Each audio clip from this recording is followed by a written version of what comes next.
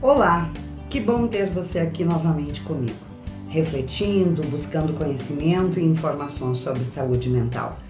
Este movimento pode nos empoderar no manejo correto das nossas reações, das nossas atitudes, mas sobretudo nós podemos colaborar na criação de uma nova geração que vem vindo por aí. Você já ouviu falar de crise de raiva ou já viu alguém ter um surto inesperado de fúria? Você sabia que popularmente nós chamamos isso de síndrome de Hulk? Então eu te convido para nos prestigiar, a se inscrever no canal. Que tal dar uma espiada nos vídeos que constam ali com diversos temas que possam contribuir também para que você vire a chave daquilo que não está lhe fazendo bem. Eu sou Rosicler Rossi e você está no canal Mentes Quentes. Pessoal, espero que todos estejam bem, que estejam engajados no desenvolvimento de novos comportamentos e de novas percepções. E que essa caminhada que você já está fazendo esteja lhe mostrando como você é o principal responsável por dias melhores, por dias mais felizes, sem sobressaltos, sem oscilações. Então, síndrome de Hulk é o nome batizado popularmente, porque a denominação científica é transtorno de explosão intermitente. Antigamente chamávamos de transtorno de raiva intermitente. Se é intermitente, então significa que ocorre com muita frequência. Tipo explosões, que precisam ser no mínimo 2 vezes por semana, dentro de um período que se considerarmos um período normal de 3 meses. Então, durante 3 meses, essa pessoa que sofre de síndrome, transtorno de explosão intermitente, terá 2 explosões por semana. E essas explosões, elas são desproporcionais, ou seja, por motivos dos mais improváveis e por qualquer bobagem, a pessoa explode, assim, do nada. Imaginemos um indivíduo na fila de um mercado, inclusive num dia tranquilo, sem nenhum problema, nenhuma preocupação lhe assobrando. De repente ele percebe que o caixa está demorando para que inicie o seu atendimento. E isso leva essa pessoa do nada, de forma abrupta, ter uma explosão inesperada, truculenta. Pode ser com palavras agressivas, palavras descabidas, muitas vezes pega objetos e joga no chão, quebra objetos, independentemente do que seja. A pessoa, inclusive, é capaz de destruir objetos de grande valor. Ela não tem esse filtro, ela não seleciona. Este objeto é barato, eu vou quebrar. Esse objeto eu não gosto, eu vou quebrar. O que vier à frente, ela pode estar destruindo. Quando esse episódio passa, essa pessoa se arrepende muito e sofre muito pelos seus atos. Um arrependimento de uma maneira absurda. Ela pede desculpas, ela julga não compreender como que ela foi capaz de cometer aqueles atos, sem saber que sim, vai se repetir e com determinada frequência. Essa pessoa precisa de ajuda e de tratamento, porque de fato, além dos episódios de raiva e fúria, ainda acumula um desespero pós o evento, de não ter controle sobre aquela situação, que é o arrependimento. Atualmente, a maioria dos casos, a gente utiliza a nível de remédio os anticonvulsionantes. Não é que seja uma epilepsia tradicional com convulsão, não é isso. Mas se caracteriza como se fosse uma descarga elétrica no cérebro que desencadeia uma explosão fora de controle. Por favor, vamos considerar a diferença da raiva, que ocorre com determinada frequência, como eu citei, aproximadamente 2 vezes por semana, medidos num período de 3 meses. Porque todos nós já tivemos em algum momento, ou em alguns momentos da vida, a raiva, já experimentamos esta emoção. Quando nós vamos acumulando eventos, vamos engolindo sapo, temos dificuldade de nos posicionarmos até que a raiva se instale. O fato de ocorrer esporadicamente, já eliminamos o diagnóstico de transtorno de explosão intermitente. Para ser o transtorno de explosão intermitente, os episódios devem ter frequência de no mínimo 2 vezes por semana, pode até ser mais, e ainda sem um motivo aparente.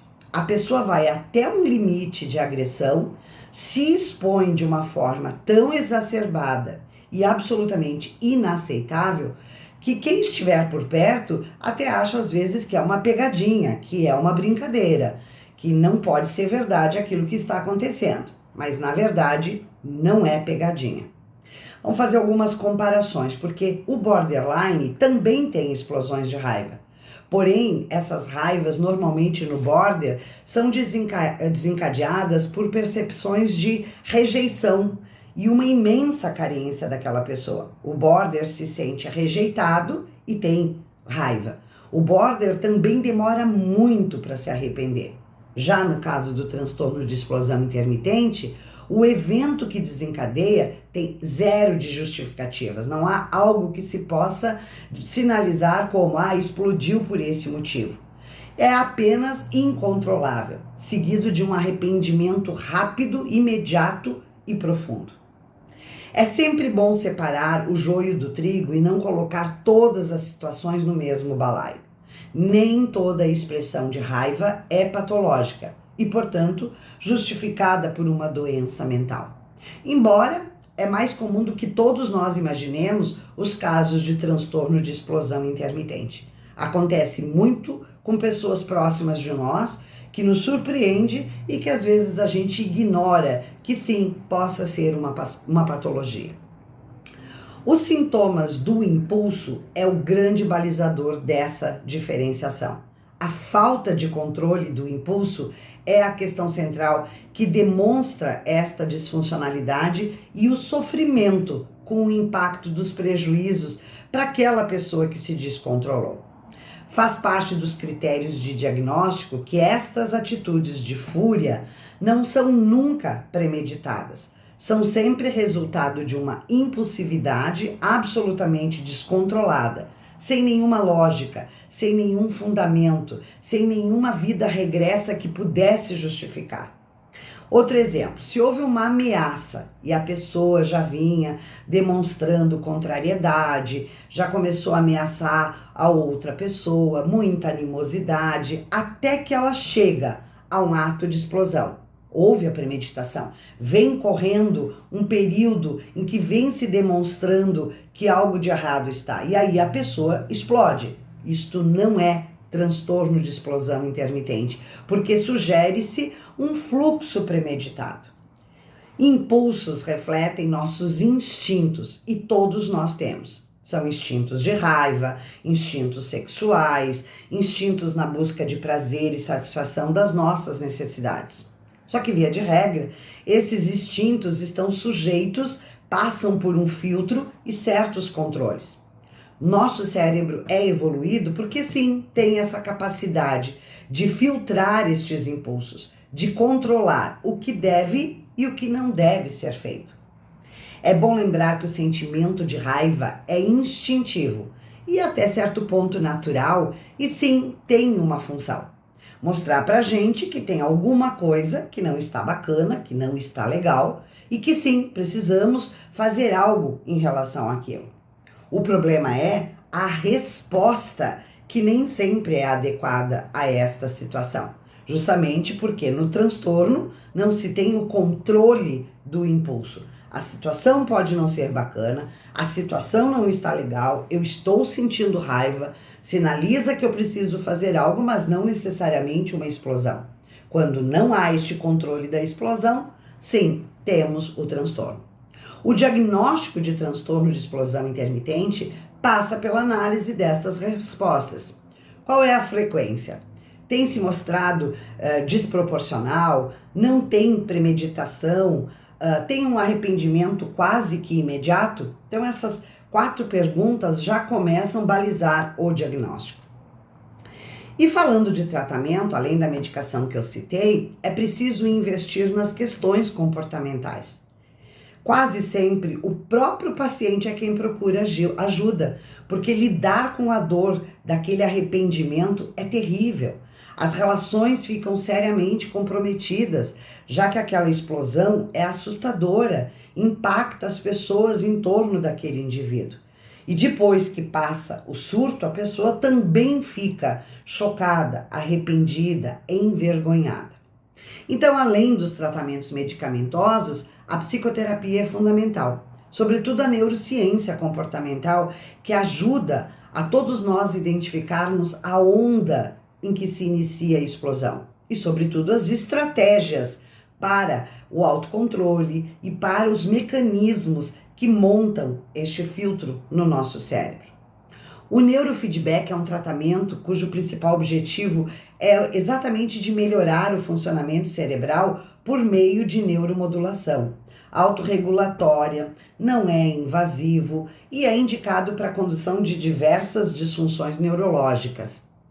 A Fernanda Ortiz é uma neuropsicóloga a quem eu tenho muito conhecimento, que na clínica dela ela faz o neurofeedback de uma forma muito producente. O neurofeedback permite que o paciente trabalhe diretamente em desafios, definidos durante uma consulta, como se fosse uma espécie de um game. Para atingir os objetivos do jogo, o paciente precisa redesenhar o seu raciocínio por meio de erros e acertos. Lembrando que os erros sempre são psicoeducativos. Assim, o nosso cérebro começa a ser treinado para ter menos impulso, mais raciocínio lógico, uma visão sistêmica, tudo muito controlado por aquilo que eu desejo fazer da minha vida. O procedimento do neurofeedback é então baseado em um programa de computador que é conectado ao paciente por eletrodos no couro cabeludo, que captam as emissões elétricas dos neurônios e aí enviam-se sinais ao computador, para o sistema, de modo que o médico possa visualizar e interpretar as reações do paciente e os estímulos diante de cada um dos desafios que são propostos nessas nossas consultas. Estatisticamente, o paciente com transtorno de explosão intermitente, se vocês observarem, ele quase sempre tem um porte atlético e a atividade física se torna indispensável para modular o controle destas impulsividades. É uma das principais indicações. Sugere-se que essa pessoa com o transtorno pratique esportes de grande exigência física, de alta performance, muita competitividade. Enfim, não é uma questão que a gente possa passar despercebida. E para encerrar, já deixo um spoiler para o próximo vídeo que complementa este em torno do sentimento da raiva, que é falarmos um pouco sobre o ódio. Muitas vezes são confundidos ódio e raiva.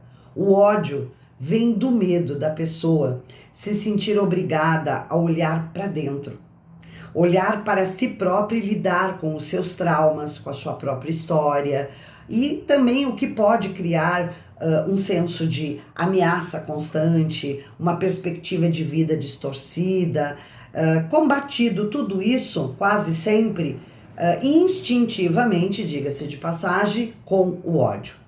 Alguns neurocientistas apontaram que o amor e o ódio nascem no mesmo lugar, no cérebro humano. Então é bom pensar que odiar algo ou alguém é um sinal evidente do quão vulneráveis estamos ao poder que aquela pessoa ou aquela situação exerce sobre nós. Quando há indiferença, obviamente não há ódio. Quando damos muita importância a uma pessoa, a um episódio, a um evento, vamos acumulando mágoas, ressentimentos, ansiedade, depressão, traumas, e aí é um prato cheio para o ódio. Espero que todos permaneçam super bem e até o próximo vídeo.